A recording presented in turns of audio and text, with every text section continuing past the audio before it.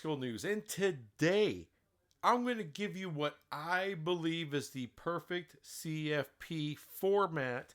Now, there's been a lot of fighting about this. And by the way, I made a video, my last couple videos ago, whatever, where I basically kicked the SEC and the Big Ten in the balls. It was not really about the CFP, though. It was about all the other overreach, like sign this piece of paper, you can't sue us, do it, or you're gone. That kind of crap. How they would just want to take over all of college sports, 2 freaking conferences. Anyway, that's what I was pissed off about. I'm really not that far away from what the Big Ten and the SEC want as far as a CFP format, because I don't have a problem with them getting 4 schools in each. Because think about it this way: 16-team playoff, and you got 1 automatic qualifier per the Power 4, plus you have automatic qualifier for the G5, so that's 5. You don't think most years, if not every year, the Big Ten and the SEC are going to get 3 more spots, 3 more teams in? Of course they will. At least 3 more. I want to lock this crap down. And look, I'm kind of in agreement with the AD from Florida. I don't like the committee deciding who's in the playoff and who isn't. I want people to play their way in. All right. I know this causes certain problems and certain questions. I will address that at the end of this video. First, I want to show you what it looks like. All right, what it would look like from last year's group of CFP entrants and some people who were left out. So let's go with that. All right, 16 teams in a CFP, 16-team CFP. Well, here's the 4 that made it in the Big Ten last year. Now, it was only Georgia, Texas, and Tennessee from the SEC, but with 16-team playoff, Alabama would get in. I know and look, there'll be play-ins. However, the Big Ten and the SEC want to do the play-ins, that's up to them. This is the basic shit right here. In this format, the 4-4-2-2-1 and 3 at large, of course, the champ, the Big 12 champ, Arizona State would get in, but also Iowa State would get in. Clemson and SMU got in last year. They would still get in the same way. And then there's the PAC. Now, I'm using the PAC as the G5 example. All right, I don't want to have to bunch in all of the G5 logos in here. So we're just going to use the PAC. And it was Boise State that was the winner there. Here's my idea. Oh, hold on. Almost forgot to add in Notre Dame. Notre Dame made it. All right. So, let's say after all the play-ins are done or whatever, you have 4, 8, 9, 10, 11, 12, 13. You still have, 13, 14. You have 2 more at-large spots to me. Let's go ahead and settle it on the field. Not a committee, not anyone's opinion, but just through play. Let's get this done, and we're going to do it exactly like this. The first at-large spot will be decided from the number 3 team in the Big 12 versus the number 3 team in the ACC. The winner of that matchup will get a 3rd spot for the conference that they belong to. That's amazing. Now, 1 more at large. And some of you guys aren't going to like this, but this is how I see it. The number 5 team in the SEC plays the number 5 team in the Big Ten, and the winner there becomes the 5th team for one of those 2 conferences. I know. What the hell? You're giving them an extra at-large? This is what I'm doing. Because there's going to be years where the Big Ten and the SEC get 5 teams in. Think about this. If the last year was a 16-team playoff, it's not just Alabama that gets in. It's probably South Carolina as well. They would have gotten 5. At least here, I'm saying you're going to have to battle for for whoever gets a fifth team. It's not free. It's just not given away. You got to fight for it. So I'm living in reality here. The Big Ten and the SEC bring the majority of the eyeballs to the CFP. Let's keep it real. All right, they make the majority of the money out of it. And the media company, ESPN, is going to want to see this right here. A lot of SEC teams, a lot of Big Ten teams. They're going to want to see Notre Dame in there. Now, here comes the fun part, folks.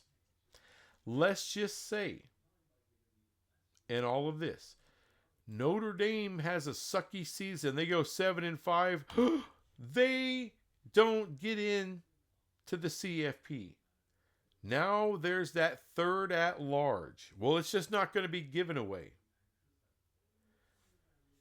I say the group of 5 have a 4-way tournament. Their absolute best 4 teams outside of their very best team. The next 4 down play a tournament, and the winner of that tournament gets in. That'll be a second group of 5 school.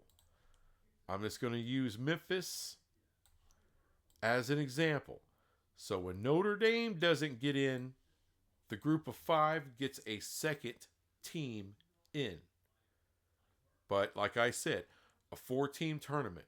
Hell, let the group of 5 decide how that tournament's going to go and all that. Whatever.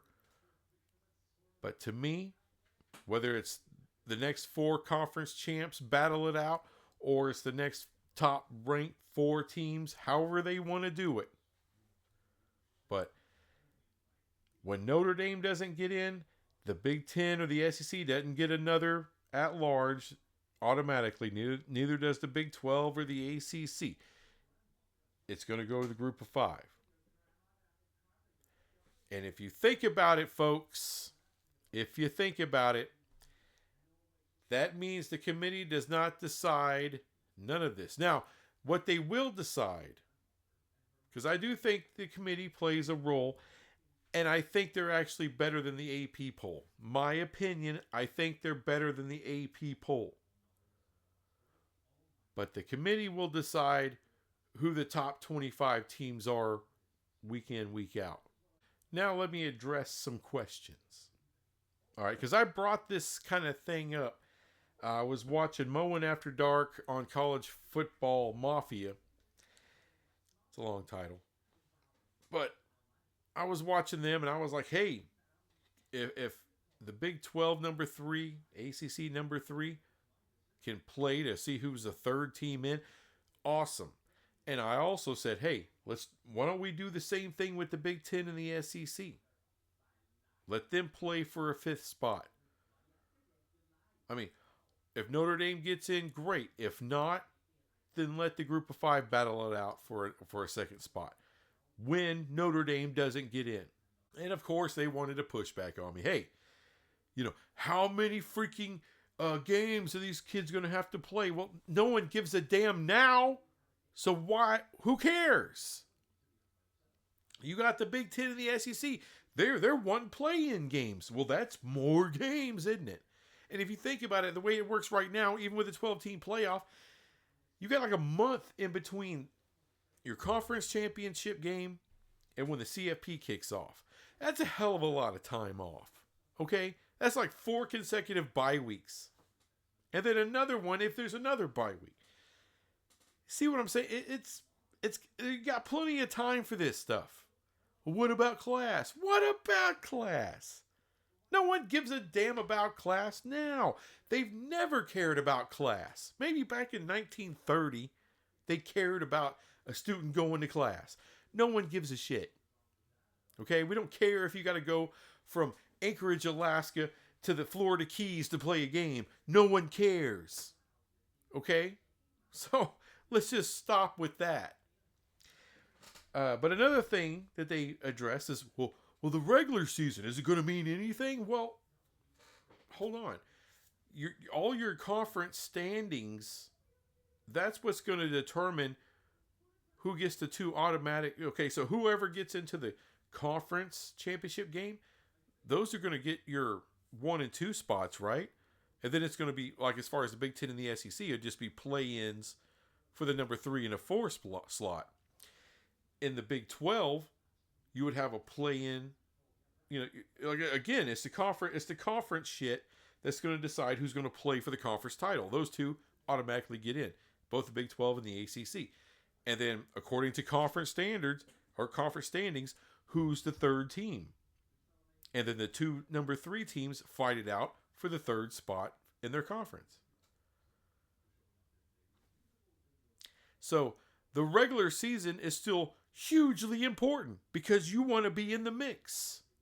Whether that's you're playing for a conference title and you're automatically in the CFP, or to get into the play-in games. So that way you can play for the right to get in. This works out great. It works out great because you don't have to depend on a committee getting it right. You let the conference standings and the conference play-ins decide the fate of these schools getting in or not getting in to the college football playoff. That's the ultimate way to handle it. What does that mean? Oh no, you only have 3 weeks to sit around until the CFP starts, or maybe only 2 weeks. Boo-hoo. Okay, you get 2 bye weeks before the kickoff of the CFP. Shut up. All these are young kids. They'll be fine. Oh, but it's a dangerous game. It's always been a dangerous game. All right, because if any of them are talented enough to get to the next level, they're going to be playing a hell of a lot more games there. I mean, hell, that's 17 in the regular season. And if you make the playoffs, even more. And there, unless you're the big superstar player, guess what? Now you're playing 4 preseason games. And you could have scrimmages with that. So kiss my ass with that stuff. It doesn't matter. More games. More games is more money. More money. That's what it's all about, isn't it? More money. So let's get some more money. As long as it doesn't have to depend on anyone's opinion or some stupid BCS computer. That sucks. That sucks. So, to me, if you can have it to where everyone gets in because they beat someone to get in, that's the way it should be. And there's a way to do it where every spot is played for. Except for Notre Dame. They got to put forth one hell of a season in order to get in. You know, maybe a loss, maybe 2 losses, they can still sneak in there. Once they get to 9-3, it could be a little rough depending on who beat them.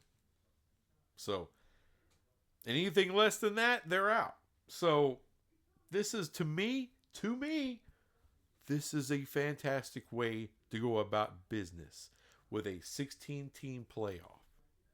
That's how I see it. Think I'm wrong? Fine. I don't care. Anyway, thanks for watching this crap, and I'll be back with some more crap later. Bye.